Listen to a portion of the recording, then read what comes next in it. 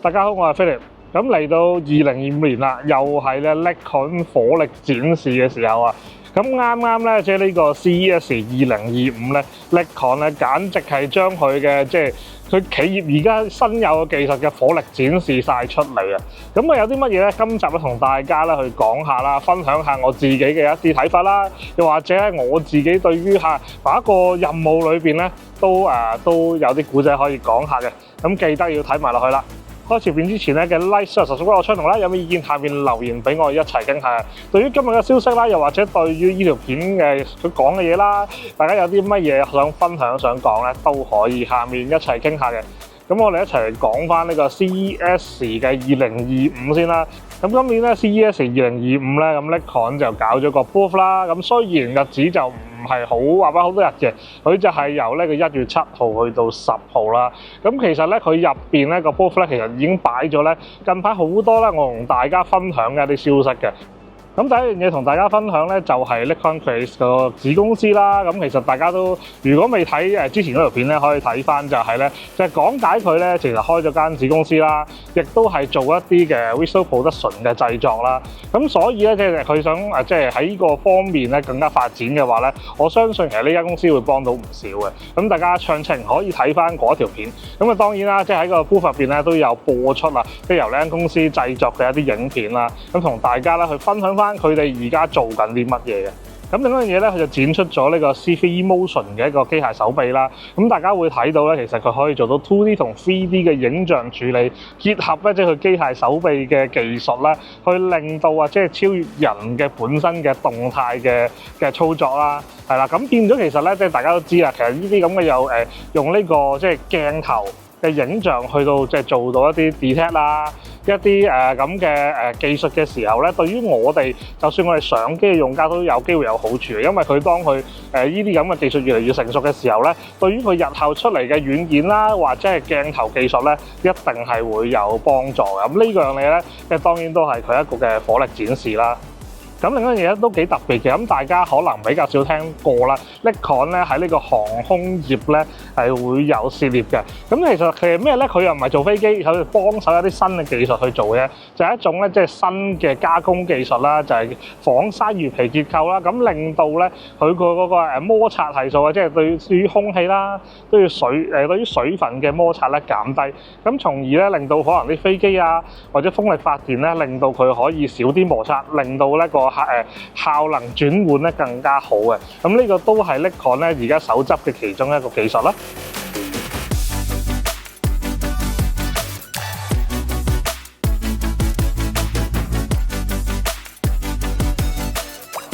咁另外嚟到啦，就係之前同大家喺呢條片度都有講過啦，即係30呢個 Fuso 啦，同埋 Nikon 嘅一個合作。咁其實大家之前即見咧，我係講緊垃圾車嘛。咁其實垃圾車只係佢嘅載體一個測試嚟啫。其實咧，佢本身係想做一個咧，可以即係叫做車用嘅一個影像系統啦。咁而佢嗰個影像系統咧，其實唔單止垃圾車噶嘛，咁其實佢可能係貨櫃車啦，可能係一啲其他嘅車輛咧都可以用得噶嘛。咁呢個識別技術，如果大家未睇嘅話，可以睇翻之前條片啦。咁其實大約佢講係乜嘢咧？就係話佢可以用到更少嘅鏡頭，而做到有呢個即係Y 又做到啦 ，Tele 又做到啦，同步咧即係喺一個鏡頭入面做晒。咁呢樣嘢會令到咧喺個車需要嗰個資源上面咧會減低啊！即係你知道即係一個車其實好似電腦咁嘅，你裝多越多鏡頭，當然佢就係即係越可以 detect 到多啲嘢啦。咁但係如果越多鏡頭，個對於個系統嘅負荷亦都會大咗嘅。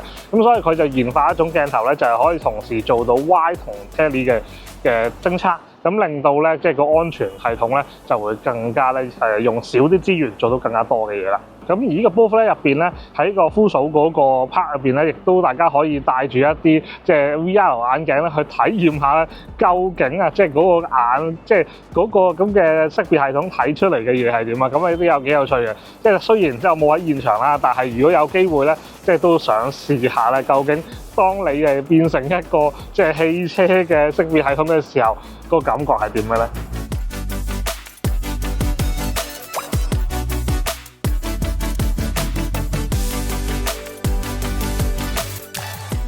咁仲有一樣嘢啦，就當然啦，即係佢收購咗 RED 呢個電影機嘅公司啦。咁其實之前都同大家提過咧，仲有一間咧叫 MRMC 嘅機械臂公司，咁啊屬於咧拍呢個即係拍廣告啦，一啲大型嘅拍攝用嘅機械手臂啦。咁大家有興趣咧都可以睇翻嗰條片嘅。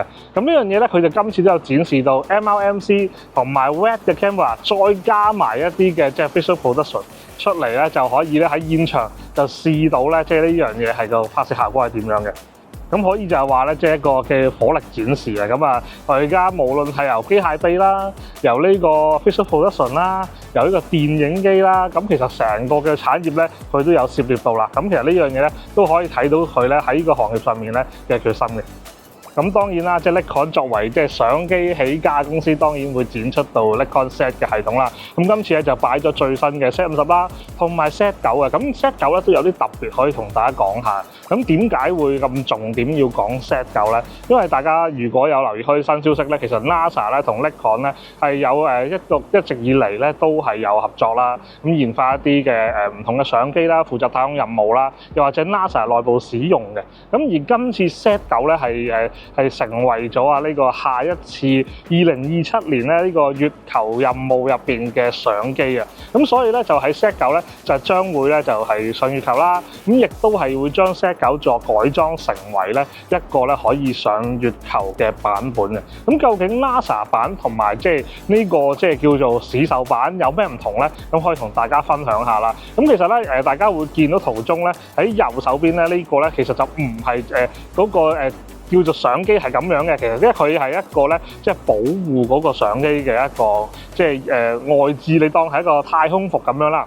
咁本身咧，你大家都知道啦，上到太空咧溫差大啦，喺月球表面溫差就都大啦。咁但係資料顯示咧，就係-173度到125度啊。咁所以咧，就係要相機要承受個高溫同埋低溫嘅話咧，就係會有啲危險啦。咁所以咧，佢哋當然上太空咧都會設計一啲咁嘅保護裝置咧，係包住部機用啦。咁亦都係因為大家都知啊，即係太空人着咗太空衣咧，手部動作會比較係難去操控部機嘅，亦都設計咗一個 grip 咧，就專門俾咧佢哋操作嘅時候咧，可以用到嗰個相機啦。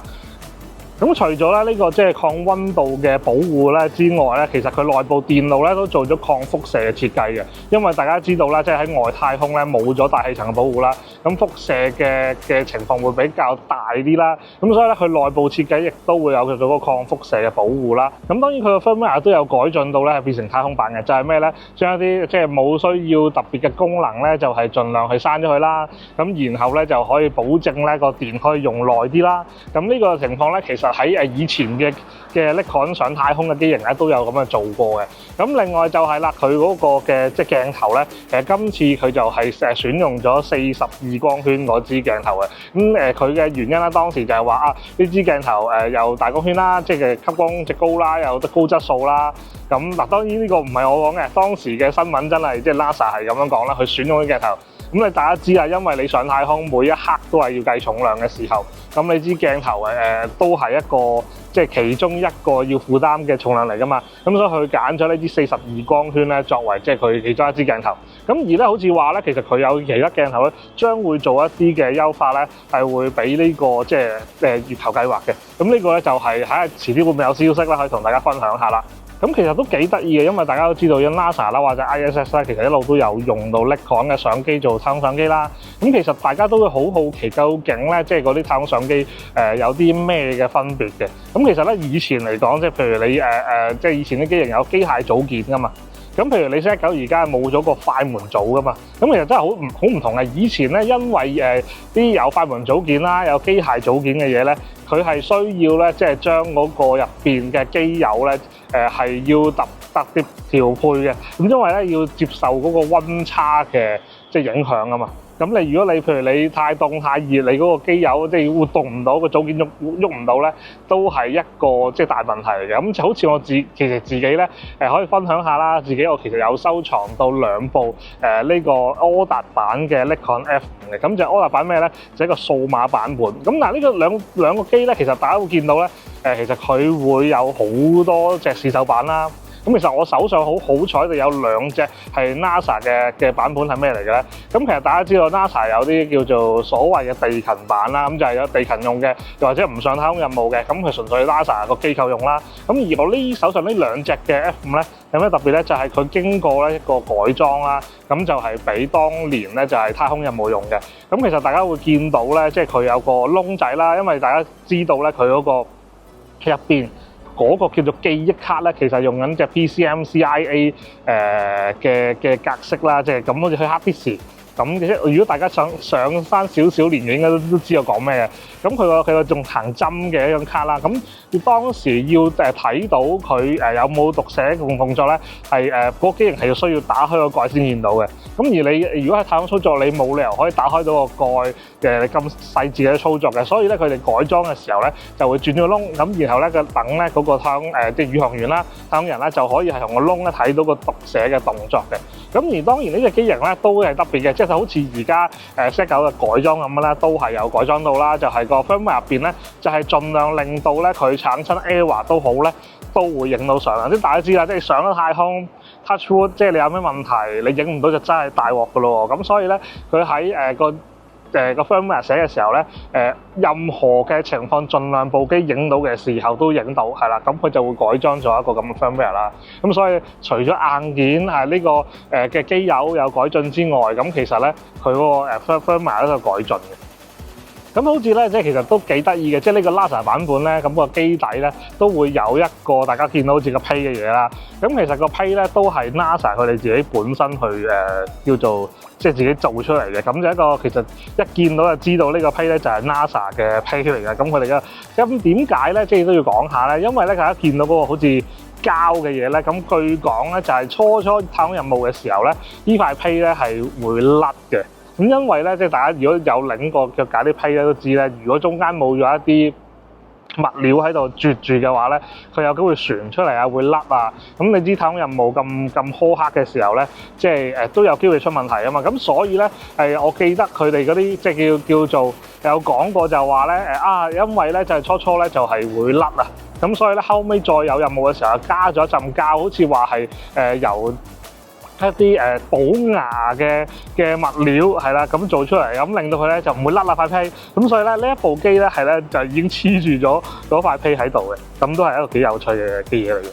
咁如果大家有興趣咧，睇下我一啲嘅即係舊機啦，又或者對呢啲咁嘅太空任務有興趣咧，都可以咧後邊留言俾我一齊去傾下。因為其實我自己本身唔係一個即係宇航嘅專家啦，即係對於太空嘅嘢唔係話真係好熟悉啦。只不過即係有陣時揾到啲收藏啦、剩啊，咁就可能會大家即係會去了解一下，去揾下資料。咁希望今日嘅一啲分享啦，又或者係呢個 Nikon 嘅 CES 2025嘅新消息咧，可以俾到一啲嘅消息大家啦。咁啊，大家中意睇條片就記得 like、share、subscribe channel。有咩意見下面留言俾我一齊傾下嘅。咁如果大家希望真係我多啲分享我自己一啲特別嘅收藏嘅話咧，都歡迎下面一齊留言嘅。因為其實我成日都好驚啊，即係我講一啲咁嘅舊機有冇人睇嘅咧，即係我都唔係好知，所以咧就最好大家喺留言嗰度話俾我聽下，有冇興趣睇下正喺度講呢啲咁嘅收藏啦。咁啊好簡單啊，即係我唔係話好詳細去講呢一部，即係我無論係即係我 NASA 嘅地勤版嘅，我有部 D78啦，